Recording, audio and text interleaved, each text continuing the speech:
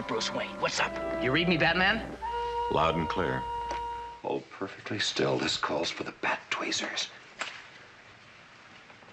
Carousel reversal spray. What don't you have in that belt? Patience.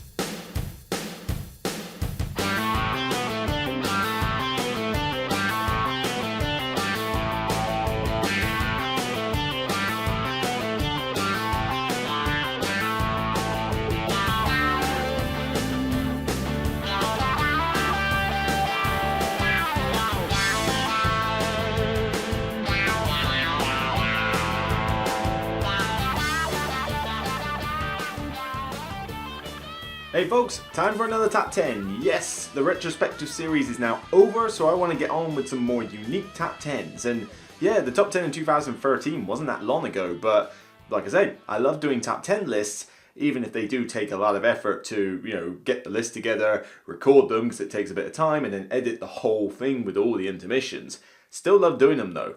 People like them, people want to hear them, give their opinions. I want to hear the opinions. They're always good fun to do. And now that the retrospective series is over, I want to get on and do other top 10 lists. And ideally, I want to get on and do lists that aren't just simply top 10 from X designer, top 10 from X publisher, top 10 worker placement, top 10 mechanic, top 10 this. I want to not do too many of those. Although this one you could probably argue is kind of a top 10 X mechanic, but it's a bit more unique. Because usually what happens is someone who will do top 10 co-ops or top 10 worker placement, as I said. This one's a bit more unique though, with top 10 games with multi-use cards. This is a mechanic I love in most games. Even games that I don't like overall, I will still like the mechanic it uses when it has a card that does multiple things in the game. So you'll have a hand of cards and you'll be thinking, I could use this to do A, B, or C. And all the choices are interesting and matter and fundamental to the game. So it's not just simply, I could use this for A, B, or C, C, whatever. It's got to be a challenging thing. And so I always like the tense choices you get with those kind of cards, or those games, sorry, where you're constantly having a debate. Oh, I don't want to use it for this, but I really want it for that. If I chuck it now, I may never get to use it for that, but I really need this bonus now. I don't want it later, and it's just something that I really like, and I know this is a popular mechanic with many. When I did a search on Board Game Geek and on the internet for games that use this type of mechanic, because unfortunately you can't just simply tick a box in the advanced search and say, where's all the multi-purpose use card games? Nah, it doesn't quite work that way. You have to look on Geek List, you have to look at other reviewers, you have to see what the general consensus out there. And also, of course, what I've got on the collection and what I've played. Not every game on today's list is actually in my collection.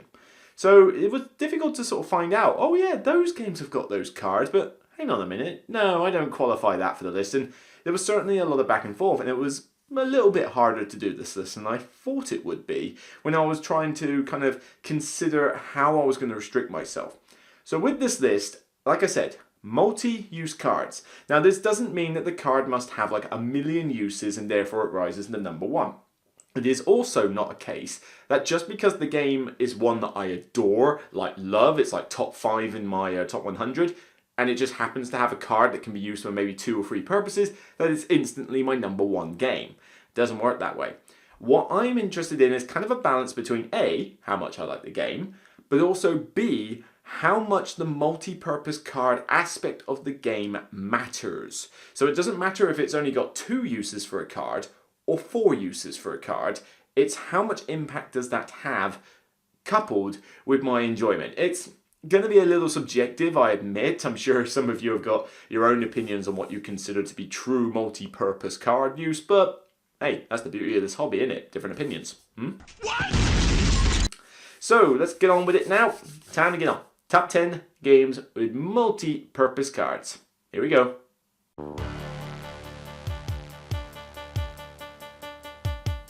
My number 10 was, I believe, a Kickstarter release a while ago, and it probably has never even been heard of by many people. I don't own this game. I borrowed it from a friend of mine and played it a few times and actually thought, actually, yeah, this is quite cool. This is why it's kind of squeaking onto the list, because my experience with this is probably a little bit limited compared to, say, the other games in this list. But I thought that the multi-purpose use of the cards was pretty interesting and tied well to the theme of the game. You may not have heard of this, but it is called Kamaka. I think that's how you pronounce it anyway. Kamaka is very much on those lines of, transcendence, the future lives, that kind of thing. It's a simple card game where you and typically your one opponent, because the 3 and 4 player is a bit meh in this, I prefer head to head. You are essentially rising from the level of dung beetle through various lives until you eventually reach transcendence or enlightenment or whatever you want to call it. I'm not an expert on this field. And the idea is that you're playing cards in, from a deck which you have a very tiny little deck of your own, as well as some common cards, and you're playing them into the center or in front of you. And the idea is that you can either play a card in one of 3 ways. You play it in front of you to score it, and you score it based on like the color and the type it is. You play it in the middle for a special ability, or you place it in another pile in front of you, which is called your future life. Because when you move from one life to the next, and you have to get a certain amount of points in order to progress, then you get the cards that you saved from your past life in your next life. It's kind of weird, but it's really neat and ties well to the theme. The other aspect though is, as I said, playing it for its ability. There's a catch. It's all well and good to say, all right, cool, I'll play this card for its ability, I get to do this powerful effect. The problem is, that ability might come back to haunt you as the opponent is able to get that card potentially and then use it against you in a later turn. So it's all the kind of aspect of karma where, you do something bad and, well, something bad's going to happen to you. You do something good and maybe something good will happen to you. It's that kind of weird balance to and from your opponent as you're trying to score points and level up to the next life until eventually you reach the end goal. But I just found this one really quirky and really weird, but in a good, interesting way. The theme of this is about transcendence and karma, and I felt that the choices you made with the cards really tied into that theme well, and that's why it's appealing to me quite a bit. I like that kind of... This ability would be useful right now, but I'm going to need some points, and I'm going to get left behind. Well, maybe don't I need this right now?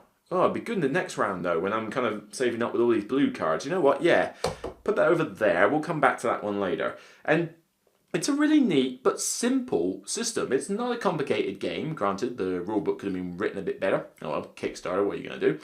But yeah, it's probably not heard of. You can't really get it in print anymore, I don't think. It's kind of fallen by the wayside. It literally just came and went. But, if you find a copy of this anywhere, like at a Brin and Buy or something, I recommend you sort of pick it up and give it a go. It's pretty straightforward. I've enjoyed sort of playing this on and off with the girlfriend and that. It's a pretty sweet game, but I just thought limited experience with it and bit out of the way, kind of quirky. It squeaks onto this list at number 10.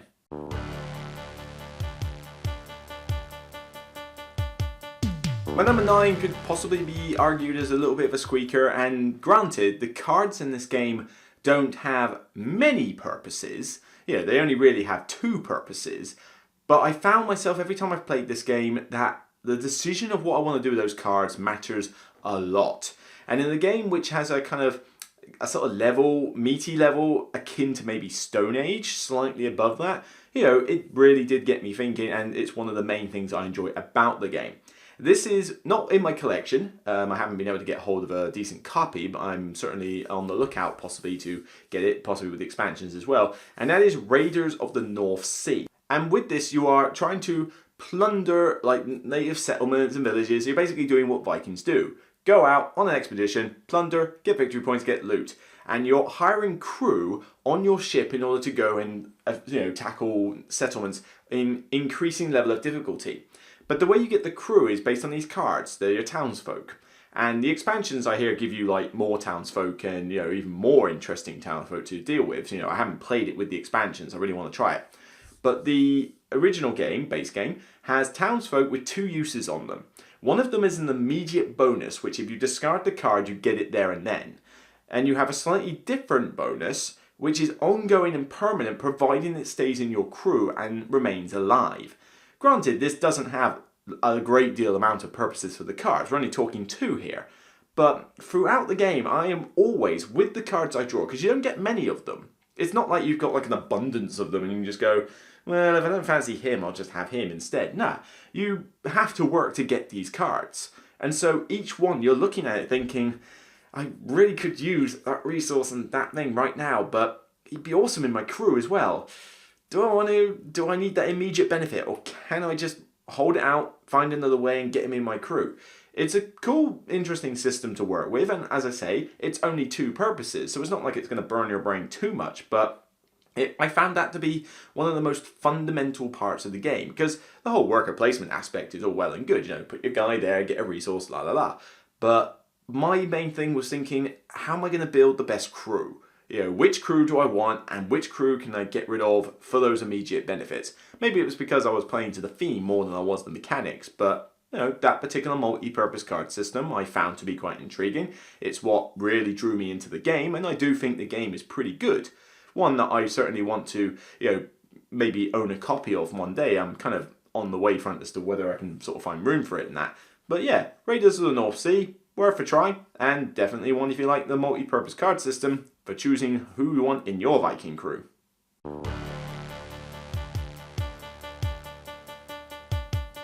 Okay, now we're actually going to get onto a game I physically own, and it's my copy. Carmarker I borrowed from someone, and Raiders of the North Sea I don't own.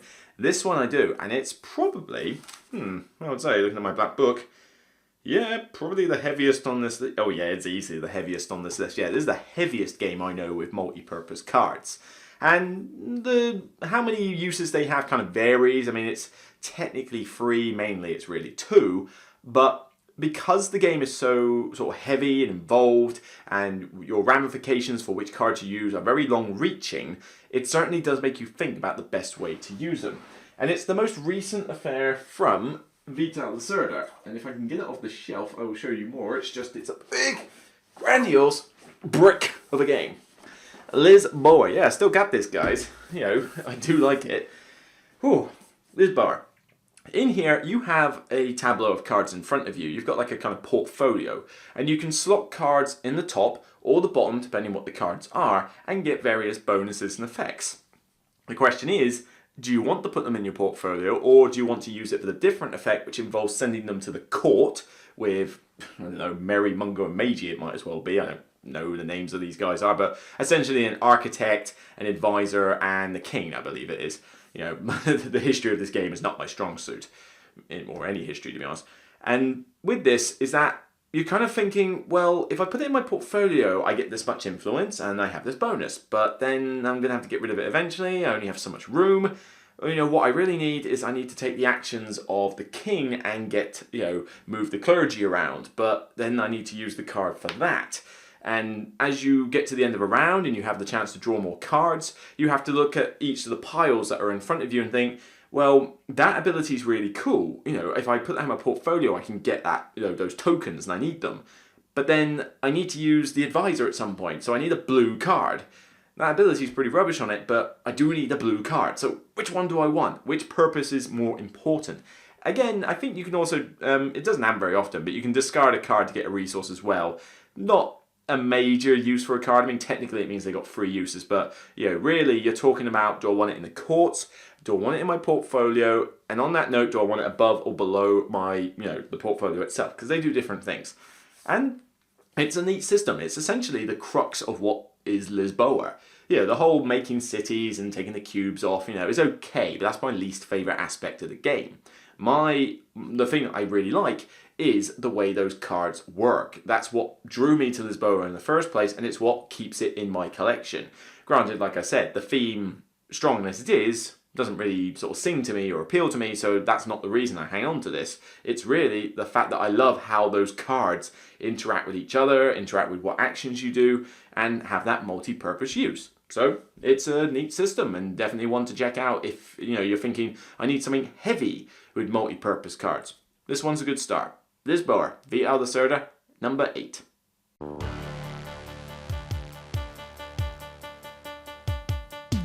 My number 7 is essentially a baby brother to Puerto Rico, and some people have made comparisons between this one and Race for the Galaxy, and I can see where they're coming from, and if you prefer Race for the Galaxy to this, then fine, substitute Race for the Galaxy for this one.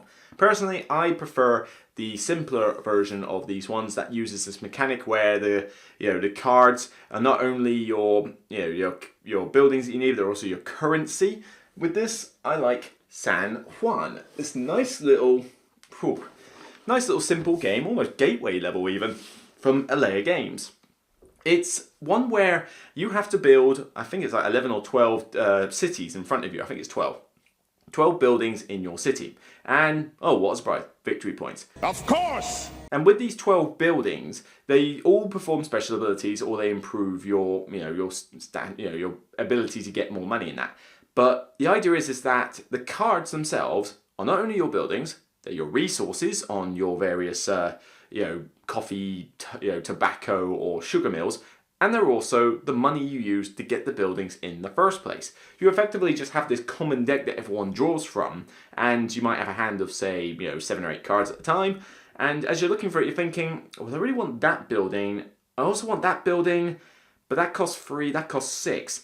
And obviously, in order to build the building, when you get the chance, you have to spend the other cards in your hand in order to build the building. And during a game, as you get these like sugar, tobacco, coffee, and silver smelters, that sort of thing, these resource production facilities, cards come from the deck, go underneath them as resources, and you spend the card underneath them when you do a trade action to get more cards from the deck. So essentially more choices of building, but also more currency to build buildings. It's this cool concept where the card in this deck is everything in the game. I like the design of this, I like the simplicity of how the game plays, I like the variation in the buildings. In fact, this one is the 2nd edition. What do they call it? They just call it the new buildings, but a little mini expansion added more buildings into the fray, and with that, this is now the definitive San Juan to get. I would have liked maybe an expansion to have added even more buildings, but hey, there's good content here. And you can play where you're like producing tons of resources. You could play where you're just gonna say, you know what, I'm not gonna get the 12 buildings, but I'm gonna have some really expensive ones. You could rush to 12 as quick as you can with all these cheap buildings and see what happens. There's different ways to play it, but I love how you are constantly, all the time, looking at your hand of cards and deciding which ones you want to build, which abilities you want, and which ones are just going to be straight up currency. And with the production facilities on top, it's just constant throughout the entire game. This whole thing is based upon multi-purpose cards. So it had to be on the list for me. If you prefer Race for the Galaxy, or then fine, I'm cool with that. Personally, Race for the Galaxy is just a bit convoluted for my liking. It only works with 2 players, in my opinion, and the iconography is just a nightmare. The expansions were bleh. What was that War expansion and the Orb expansion? I don't know. That one just didn't sing with me. And to be fair, I got Roll for the Galaxy anyway. Now it tops it. So yeah, I like San Juan. It's nice. On my number 7.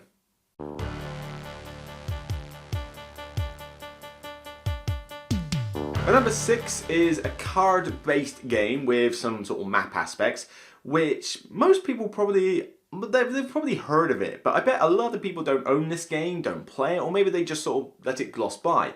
And partly that can have something to do with the lack of any theme in this game, really. It is very abstracted. Maybe it was the aesthetics. Personally, I quite like the colour aesthetics to this, but it could almost qualify as a bit of an underrated game, this one, and that is Deus. Deus has been one of those games that's just gotten better for me. When I first played it, I was a bit like ho-hum about it. It's like, it's okay, but I don't know. And then I kind of wanted to go back to it, and I revisited it, and it's like, oh, actually, this is getting better. I like this. I'm really seeing what this has got now. And with the expansion Egypt that I've put in here, you now have so much card variety that it's really elevated it for me. With Deus, you have a map of various hexes, and you're effectively trying to conquer various barbarian camps, but you're also trying to place various buildings on the map in various ways in order to score points. The crux of the multi-purpose card element, though, is that you have a hand of cards, or cards that you can use, and you can either play them into this tableau in front of you, which has abilities that go off, and get stronger as you stack them. They come in different colours, different suits, and the different colours relate to different things, like get money, get more buildings, get more points, that sort of thing. And let's say you put down a building that gets you 2 money. I'm being very simplistic here. That first building gets you 2 money. Fair enough. You then play another blue building on that stack, and not only do you get the new ability, which might be draw 2 cards, you also get the 2 money from the previous one. So as you keep playing these cards in the same column, they stack and stack and stack, and your combos become more and more powerful. But on top of that, instead of playing them into the tableau, you can also discard cards from your hand in order to get some other benefit based on the colour of the suit, and also draw more cards. So yeah, you're talking about 2 uses, but the crux of this game revolves around the cards. What cool combos can I create? Which ones do I play in which columns? Which ones can I afford to discard and get more cards? It's a really neat system. The whole map aspect is probably the weak element of Deus, which is what maybe puts some people off. You know, most people I chat to about Deus always love about the system about the cards, but kind of, gloss over the map aspect. And there's another example of this we'll get onto a bit later in the list, actually, about a couple of spots up, in fact. And yeah, it's a neat system. Now, the Egypt expansion is definitely a must-buy if you like this game, because with Egypt, you now have an alternate set of cards for each suit. And you can basically chop and change. You have to use all of the colour from one expansion or the base game, but you can kind of create your own customized deck. So I'm going to use the blue cards from Egypt and the red cards from Egypt, but I want the green cards from the base game and the purple cards from the base game. And you can create your own like perfect deck, or you can just keep randomizing it in order to create a different game every time you play it. But that multi-purpose aspect is great with this one. It's more about building the combos. With the other ones I've mentioned on the list, it's more about synergy, I guess, and like, which ones do I need there and then. With this one, you're almost setting yourself up for those awesome combos and playing the long game. You can get some immediate benefits, yes, but you're really thinking, if I stack this on this and keep stacking that up, I could really generate a really good money, like gold producing machine later on. And so it's a bit more long-term strategic like. So it's a neat game. Most people haven't heard of it, but Deus from Pearl Games at my number 6. Check it out. Definitely worth at least a play.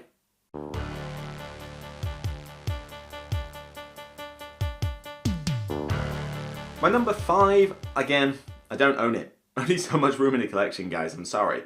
But the other reason I don't own this one is because it just never hit the table enough. I really love this game though, okay? Don't get me wrong, this game is great. But it's a nightmare to teach. It's a nightmare to get anyone else to play it. It's 2-player only. That hurts. And yeah, I've got a girlfriend, but I would not teach her this game ever. No way. She's quite indecisive, and anybody who has remote analysis paralysis should stay away from this game at all costs. And that is Pixel Tactics. Pixel Tactics probably takes the crown for the most uses of a card in a game. I think this one has 5 uses for the card, which is ridiculous. And this is why analysis paralysis players should really stay away. It's essentially a 2-player game where you have effectively 9 characters. You have 3 in what's called, I think, the Vanguard, 3 in the middle, and 3 at the rear guard. I forget what the middle one is called. But in the center is your hero. That's 1 use for the card. And your hero, depending on which card out of about 25 to 50 cards you pick, has a special ability that you get yourself. Around them are other players and characters that you basically fight against the opponent in order to try and take out their hero. You have to whittle down their defenses and strike at the hero directly. But each card is a character that has a different ability if they're a hero, if they're at the front, if they're in the middle, if they're at the back, or if you just want to play the card for a sorcery kind of magic power. 5 uses for every card in the game. That is sick. That is just dirt sick. And I love it. Pixel Tactics is just one of those games that if I could play it with someone who knew how to play the game and I could play it with more often, it would be in my collection. It would still be here, hands down. The deluxe set is great, or even just buying the base set and just using those cards is enough. In fact, just talking about it now, I feel like I should get it again. But the problem is it's a difficult 2-player game to play. This is a gamer's 2-player game. Never teach this as a gateway game. I would not recommend this for new players ever. Granted, somebody out there might be able to say otherwise, but personally, wouldn't put this near my girlfriend, wouldn't put this near a new player. There's just too much to think about. Analysis paralysis can hurt you badly in this. But I love those choices. This character does this ability at the front, but maybe I want him at the back because I really need this ability. But, you know, at the start of the game, you're thinking, right, well, which ones can I get as my hero? He'd be cool as my hero, but he's better at the front. He synergizes with him. And the sorcery effects, you know, I want this character, but you know what? I could do with just this fireball effect right now. You know, if I just discard him, I can get that effect. That's good. I'll never get to put him in my formation, but I got a cool ability out of it. Such great use of multi-use aspects. Cards, definitely like the most uses for a card I've seen in any game. If anybody knows a game out there that can beat 5 for the magic number of multi-uses, then give me a bell because I want to know about it. But for now, 5, not in my collection, and it's a sad thing that it isn't, but still a great game and definitely one you should check out if you like this mechanic. Pixel Tactics.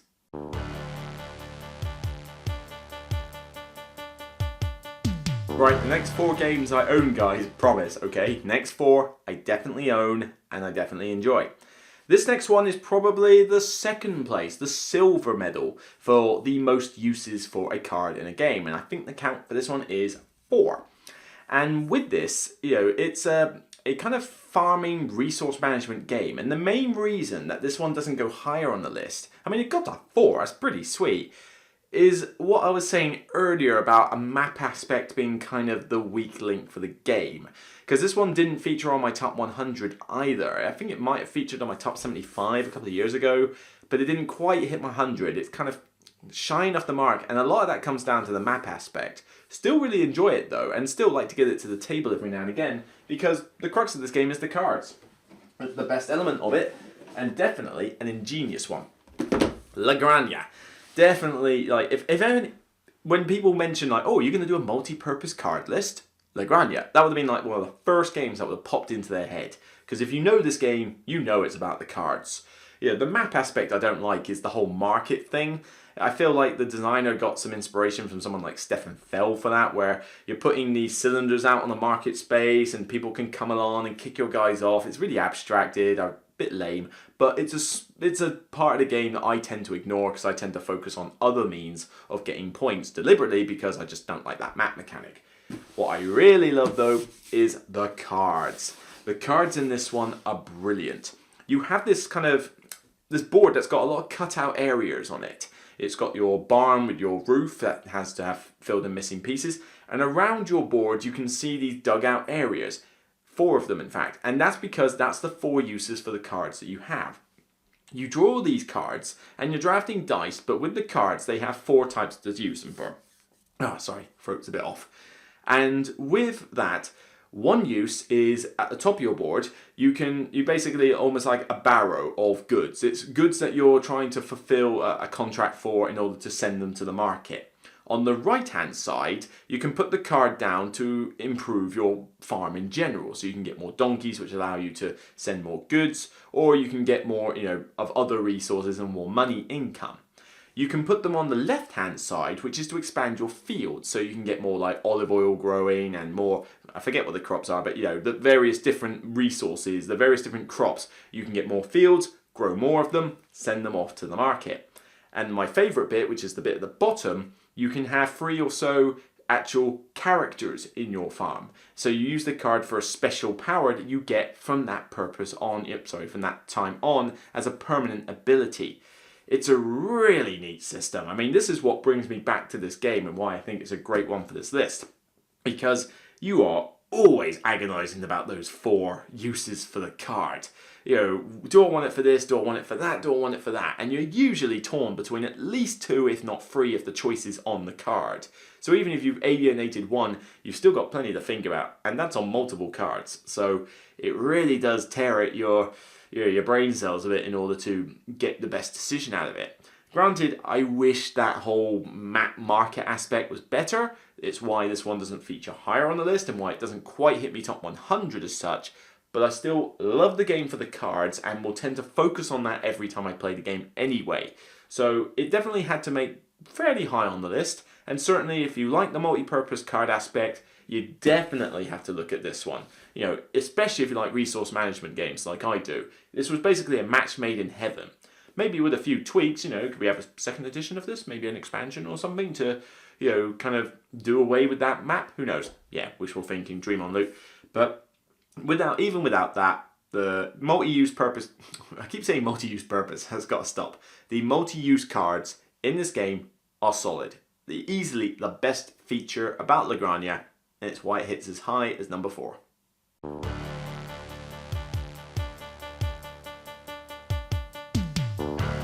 My number 3 is a game from Portal, and this one I've enjoyed for a long time. It is one of my favourite games, halfway in my top 100 definitely, and the cards in this have got multiple uses. You know, do I want to build it as a building? Do I want to make a deal with it and get some, like, you know, seasonal income? Do I want to just completely raise it to the ground and get, you know, cheap resources like now and then? You've got a common deck of cards, you've got a personal deck of cards, you've got multiple factions.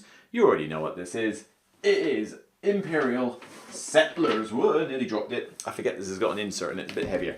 But this is a solid game in general. But the card system in this, where you're, you know, deciding where you want to put the buildings and which, you know, do I want to use it as a building or raise it to the ground or make a deal with it. There's all sorts of things you can do with these cards, and on top of that, you just have a solid game in general. You know, creating combos with these buildings that synergize with the faction you're playing. If you're the Egyptians, you're trying to get lots of money, you're building everything in sight.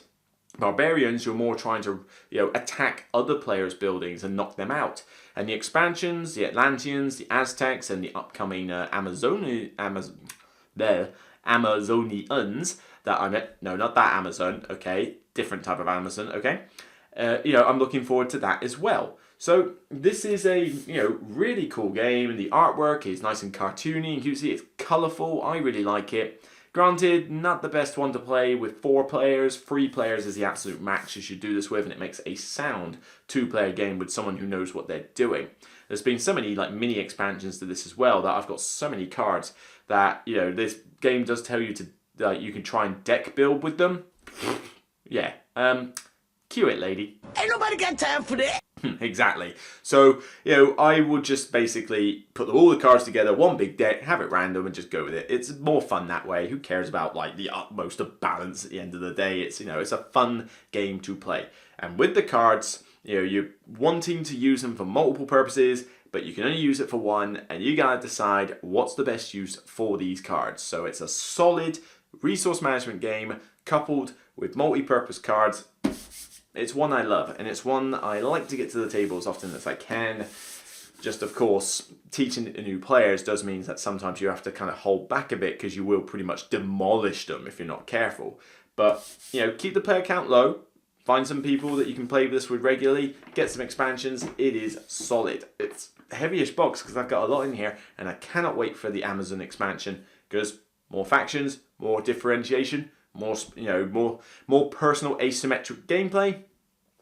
Perfect for me. Number 3, Imperial Settlers.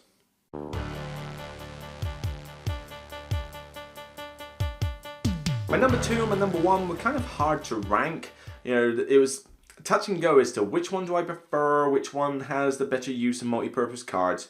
But, you know, eventually I had to make a decision. Now, my number 2 is one that was, I believe, the top of my exceptions to the rule list. I mean, the fact that I enjoy this game shouldn't make sense when you think about the other games that I enjoy. You know, the high thematic, the non-history based ones. But this one is historical based. It is very thematic, but, you know, it's based on a proper aspect of history, and political history at that. That really doesn't sound like something I would go for. But this one has just sung to me ever since I played it. And now I'm the one singing the praises of it and telling people they should play it, even though it's a bit hard to get a copy of it now. And it surprises me, but I'm telling you, this game is solid. Whoop, get it in there. Founding Fathers. It is actually really solid. This is set where the politicians were drafting up the American Constitution. And that is what you're doing. You are playing through the historical period when the Constitution was formed. And the idea with this is that you have a board with several different rooms on it, a debate room, the voting room, etc. And you have a set of cards that you will constantly be drawing from. So this is like a crux of the game. And each one has 3 purpose-built uses. You either play it for its delegation, which is like a state. So it'd be like a Massachusetts or South Carolina, that kind of thing.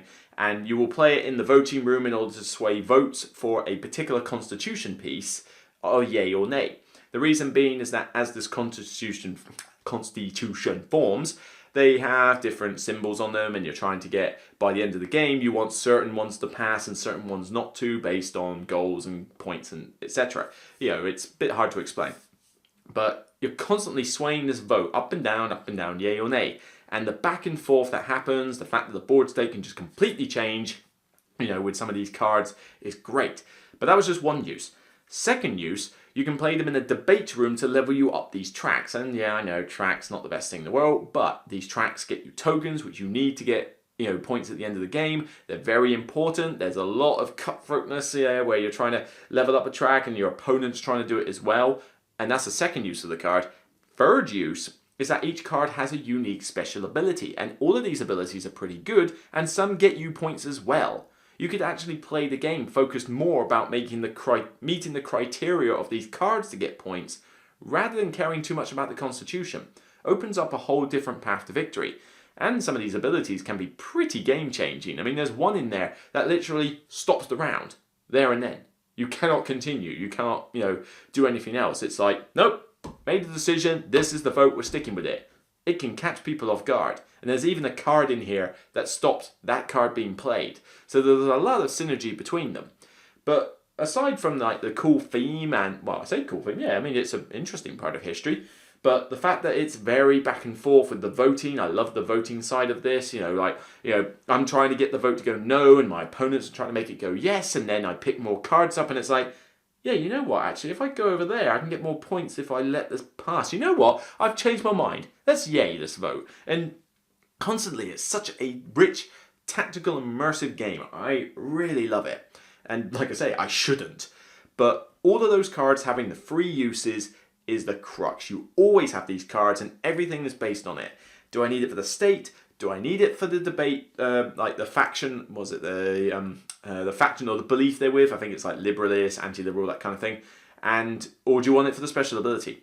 Constant hard choices. You only ever have a hand size of, I think, like 3 cards, possibly 4 at a time. So you don't have many cards to play with. And that's the other thing, because some of these games with multi-purpose cards don't necessarily have a hand limit. But with this, you've got usually only 3 cards. It's difficult to make a decision when you've only got such limited amount of cards to pick from. So you've really got to think hard about what you want to do. So solid game. Not, you know, never see it being played.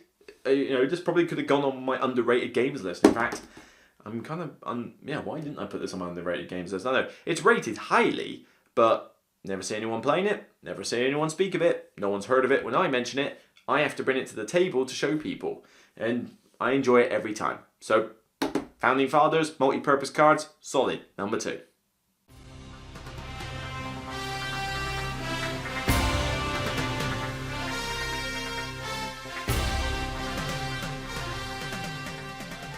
With my number 1, it's, like I say, 3 uses. So I didn't say that you have to have 4, 5 or 20 million uses for a card in order to make my number 1. But this one, the whole game is based on multi-use cards. And it's also one of my favourite games ever. This one just gets better and better and better every time I play it. And it's such a small box of cards, and yet it works so well. Most people have heard of it but never played it. They've always been intrigued. And whenever I've taken this to the table and shown them, they've usually walked away going, yeah, that was pretty good. Granted, don't play with more than 3 players if you don't want a long game. Perfect 2-player game though, great with 3, a bit long with 4. But this one is one that I am always singing the praises about. Nice and simple. Valley of the Kings. Yeah, Valley of the Kings is my number 1. It's multi-purpose cards through and through. Because this is a deck builder, and you are taking the cards, drafting them essentially from a pyramid, and as you take a card, the pyramid crumbles and more cards become available. That's already neat in itself. But each card has got 3 uses. You either use it for its money, which is important, obviously, to buy the cards with, a special ability of which every card has a unique special ability, and they're, some are more useful than others, or some are easier to work with than others, but it depends how good you are at setting up the combos. It takes a bit of experience to get used to the game fully. Or you entomb it. And the entombing part is the crux of the victory point gain in this game. Because with Valley of the Kings, it differs from other deck builders, where normally you have to get the points in your deck and then you just leave them there. Trains, Dominion, you buy the card, it's worth points, it just sits in your deck and then does nothing. It's just a dead draw. Here though, nothing in your deck is worth points at all. You have to take them out of your deck via a special action that you can only do once a turn. You have to use special card abilities in order to do it more often. And you take the cards from your deck into a tomb. And you're basically, the setting is, you are a pharaoh preparing for your burial. So you want all these cool, nice artifacts in your tomb. Now, it's based on a colour set collection. So you've got sets of 3, 4, 5, 6, and 7, and maybe even 8 cards with an expansion of the colour sets. And the more of the unique cards you get in a set, the more points you get. So I think it's like, is it 3 times 3, 6 times 6, that sort of scale. And the great thing is that you are always thinking, I need to buy that card, but I really want to entomb this one to get it in the tomb so I can score the most points. But then I don't want to put it in my tomb because this ability is making my opponent discard cards, and therefore I want it to keep cycling through my deck. Especially if you've actually trimmed your deck down to such a small level that it's going to constantly come back and back. But the pyramid that I mentioned is a timer. The deck of cards that the pyramid replenishes from is a timer for the end game. Once that deck runs out and all the cards from the pyramid are bought, that's it. Game ends. And when you get halfway through that deck, you have to start reconsidering your options, because it's all well and good entombing every now and again, particularly with your starter cards that you want to trim down anyway, although some of them have uses, especially in the Last Rites expansion. I'll get onto that in a minute.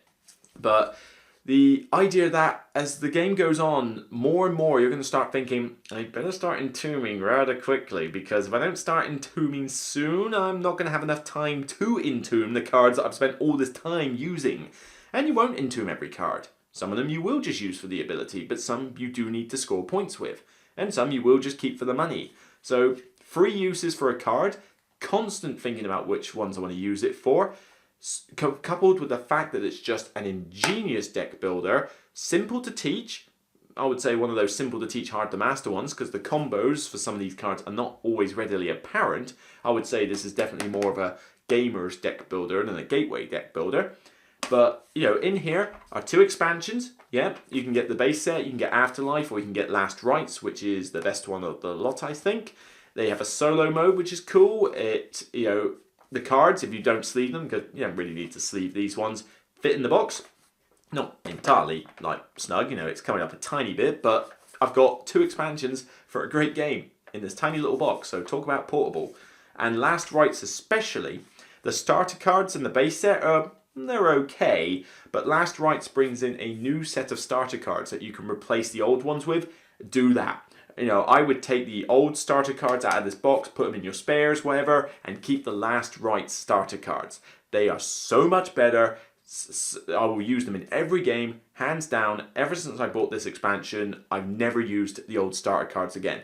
They're that good. Alright, top tip. But multi-purpose cards, this combines a deck builder, which, I like deck builders. I like deck builders that are actually deck builders, not just, here's a game, and oh, by the way, we bolted deck building onto the side of it with a little safety pin just to, appeal to Eurogamers, I don't know.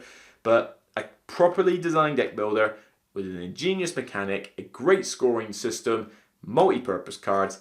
Love this game to bits. This is climbing up my top 100. I am liking it that much. And when it comes to multi-purpose cards, this is one of the first ones I kind of think about really in terms of my sheer enjoyment. So my number 1, you may disagree, but hopefully some of you still like this game anyway, and that is Valley of the Kings. So that's it for another top 10 list. The content of this book grows. In fact, how far are we through this book? There's still quite a few pages. Yeah, we still got a long way to go before this gets filled up, so I better get on with some more top 10s. And I need your help with this, because I want more ideas. Not just top 10 designer, publisher, whatever, or mechanic. I mean, this was technically a top 10 mechanic, but It was different from what most people do, because most people tend just to do top 10 deck builders, top 10 worker placement. No. This one was, one that I wanted to do, thanks to whoever, I forget your name, I'm sorry, but, you just basically said it randomly on a Facebook comment, and I liked the idea, and I took it. So if you're that person, thumbs up. But certainly I want more ideas, so feel free to say in the comments what top 10s you'd like to see. I will look over them, I will consider them, and if any of them really take my fancy and think, oh, that'd be quite fun to do, I'll do it, and you'll see it as a future list. But first off, before I sign off, quickly go on to some honourable mentions. There aren't that many though on this list, I must admit. In fact, I'm only considering about 3 or 4 here. First off, Lewis and Clark. I'm kind of ho-hum about the game. I thought it was okay, but the fact that it just takes so long is a major put-off unless you play it with 2 players. With more players, it just takes so long for what it is, and that really puts me off it. But in Lewis and Clark, you've got the cool card system where you are using these to power special abilities, but the cards are also how you increase the strength of an ability. So you're having to decide which ability you want and which cards you're willing to discard. On top of this, you've got the worker placement aspect with the Indians and the race across the, the canal, the stream, the river, I can't remember. And it's been a while since I played that game. And so it's a fairly small aspect of it. It's like kind of 1/3 of the game is the card mechanic, so it didn't quite make this list. Maybe it's a number 11. But it's a decent enough game if you don't mind the length, and certainly the card mechanic works fine. I did consider 7 Wonders, and as much as I love 7 Wonders, I didn't think that the multi-purpose aspect worked as well in this. Technically, with the expansion, you now have 4 uses for a 7 Wonders card. It can be played as a card, it can be built into your wonder, it can be discarded for free coins, and now it can be discarded to play a Babel tile. I love the Babel Tower expansion. I seem to be one of the only people that does, though. I love that tower. Why does no one else do it? But the problem I had with putting this on the list was that, for the most part, you're using it to play a card. You've got to build your wonder at some point usually, and you'll probably do that a maximum of 2 to 3 times in a game. And you're going to be drafting a lot more than 2 to 3 cards. And usually when you want to build something into your wonder, it's not usually difficult to decide which card you do that with. You sort of look at the hand of cards and you go, yeah, none of these I particularly want. Oh well, I'll just shove this dud one that I know he wants into my wonder. So I never found that when I play that game, I'm torn between the multiple uses for a card. It's more, which card do I want to play is what I'm thinking about. So, yes, it qualifies for multi-purpose, but it didn't quite it's not something I'm thinking about as I play the game. So that's why I didn't really include it on the list. I did look at Arkham Horror, the LCG, but again, that's a minor aspect because each card has skill icons that you discard in order to do better at skill tests. Most of the time though, you're playing an actual skill card that is there dedicated for that purpose. If you're playing another card for skill icons, typically you're in a bad shape and you're kind of hoping. So I don't find myself doing that as often. So again, maybe if 12, 13 or something, but I didn't think the multi-use aspect was a strong point here. And finally, I was considering, was I? Oh no, I crossed that one off, so ignore that one. I did consider some of the wars. Some of the wars, they're your people, all their magic points. Again, wasn't that torn about it. It's been ages since I played some of the wars. I like the game, but it's one that got a bit samey. It was difficult it got bloated. Not many people I knew enjoyed it as much, so I got rid of it. So it's an honorary mention, but not one for me. And that's pretty much it, really. So, I know there's a lot of other games out there that have multi-purpose cards that I didn't mention. Some of them I didn't like as much. Some of them I haven't played. So which are your favourites? Let me know in the comments. What multi-purpose card game, multi-purpose game, which game with multi-purpose cards? God blimey, this is a hard one to say out. Especially when I'm tired. And, which ones do you like? Let me know in the comments. What top 10s do you want to see? Let me know in the comments. Sign up to the blog, find me on Facebook and Twitter. Please subscribe to the channel if you like what you see. Subscribe to the Patreon campaign if you can spare $1. Or subscribe to the podcast. I should be doing another episode of that pretty soon if I haven't already. So, take care. I'll see you on the next top 10 list from the Broken Meeple. And for now, just remember, multi-purpose doesn't matter what you use the card for. still only a game, so try not to burn your brain cells out by the time you're done. Alright, see you soon. Take care.